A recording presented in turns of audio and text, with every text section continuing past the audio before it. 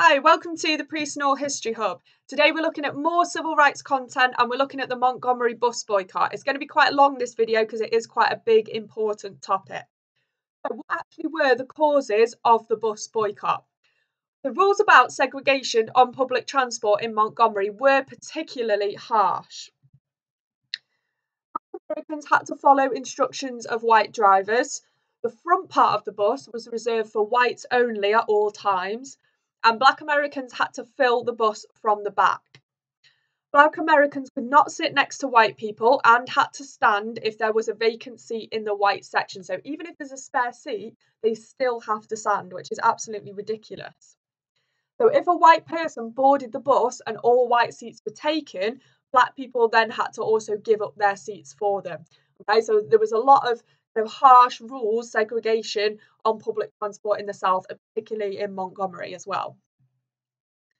Okay, so that's what kind of your segregated bus would have looked like. So how did the bus boycott come about? What were the kind of initial early events? So in March 1955, there had been a case where a young lady called Claudette Colvin had been arrested for refusing to give up her seat to a white person. The NAACP in Montgomery had considered challenging segregation laws for some time, but they decided to wait for a slightly stronger case than this one. So the opportunity came in December 1955, the 1st of December, when Rosa Parks refused to give up her seat to a white man. Rosa Parks was the secretary of the local NAACP and knew many influential activists. So she was in a position of a little bit of power within the NAACP in Montgomery. She was well thought of and well respected in the community. Rosa knew that she might lose her job as a seamstress if she challenged segregation law, and she did in the end. However, she was spurred on by the recent brutal murder of a Black teenager, Emmett Till. I do another video on Emmett Till's murder as well, in Mississippi. So Parks made the stand and she was then arrested. From this point, the situation escalated into a crisis.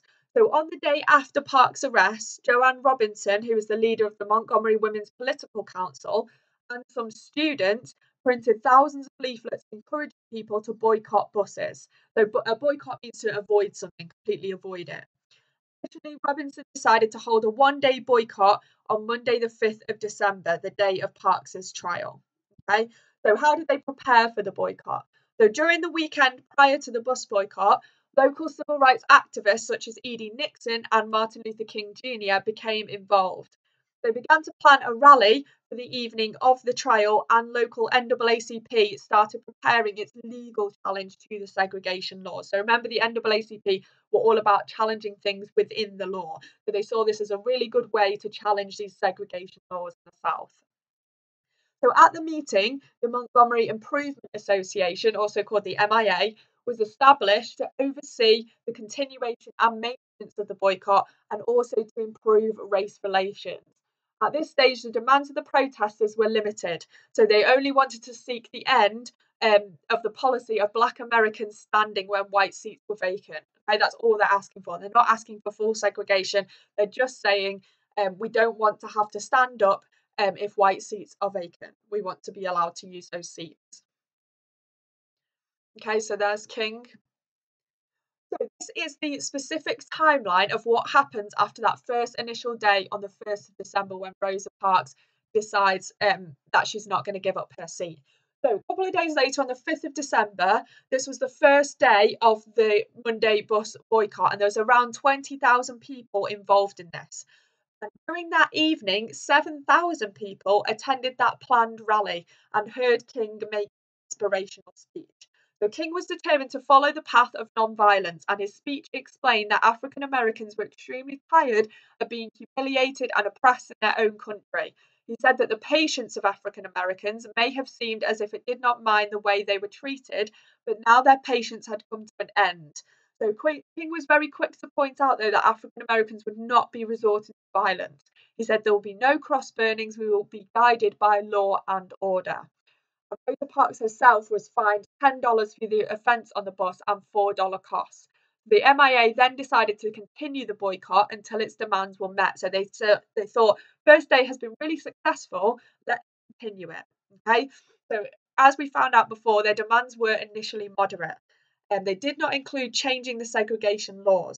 Rather, the group demanded courtesy, the hiring of black drivers, and a first come, first seated policy. At this point, the Montgomery authorities made a huge error of judgment. So, although African Americans represented at least 75% of Montgomery's bus ridership, the Montgomery authorities refused the moderate demands, and in doing so, they pushed King and the MIA to demand complete desegregation from that point on. So just be clear that they only start demanding complete desegregation after these first few days, after they refuse, after Montgomery authorities refuse their initial quite moderate demands.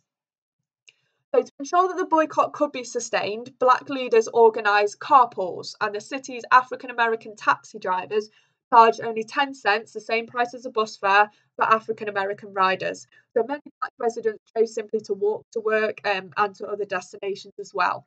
Black leaders organised regular mass meetings to keep African American residents mobilised around the boycott. To try and stop the cheap taxis, though, within a few days, a strange Montgomery City law was used, which stated the minimum fare had to be at least 45 cents, and this was just too expensive for some black workers. As the boycott progressed, though, churches did buy cars as well in order to carpool people, take them to and from work. This as well wasn't without its problems. So there had to be specific pickup times and places for workers, which meant they were harassed by police as they waited. Police did attempt to intimidate drivers as well and arrested many for minor traffic violations. So the pooling of cars did, though, ensure that the boycott continues. So this successful method of organising themselves and using carpooling did really help the boycott to continue and be as long and successful as it was. So in January 1956, so kind of a month now after the initial boycott, maintaining the boycott meant the boycotters faced continued intimidation.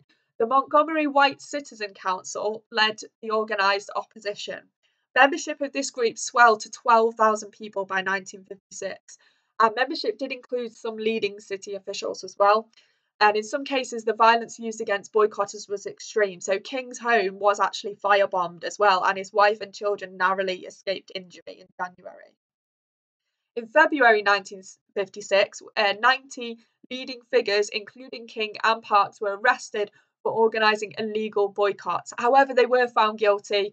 They were found guilty, but they were given no charge. So in the summer of 1956, so it's still going on 6 months after it started, the US national press covered events more closely, and this started to help raise awareness of these issues in the South. So the press really helps to push this forward. By the 13th of November 1956, the MIA took the issue of segregation on transport to a federal district court on the basis that it was unconstitutional. So they started likening it to the Brown versus Topeka case, which had been successful, remember. So the federal court accepted the claim. However, Montgomery officials appealed. The case went to the Supreme Court, and on this date, they upheld the federal court's decision. So the boycott had been successful. So finally, on the 20th of December 1956, so over a year after it started, the boycott finally came to an end, and King managed to ride on an integrated bus. So there you can see the image of King riding on the bus.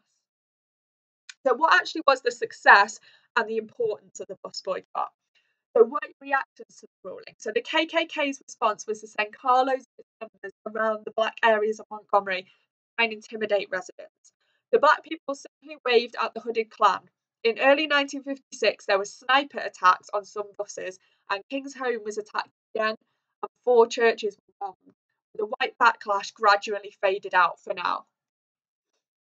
So success. The boycott had shown that unity and solidarity could win, and victory offered hope to those who were fighting for improved civil rights. The NAACP was successful in making a legal case during the boycott and used Brown versus Topeka as a successful example. The boycott demonstrated the benefits of a peaceful approach and showed that Black Americans were able to organise themselves and, above all, show perseverance in this difficult time. And there's Rosa Parks managing to ride on an integrated bus as well. Hey, thanks. Don't forget to subscribe to the Personal History Hub.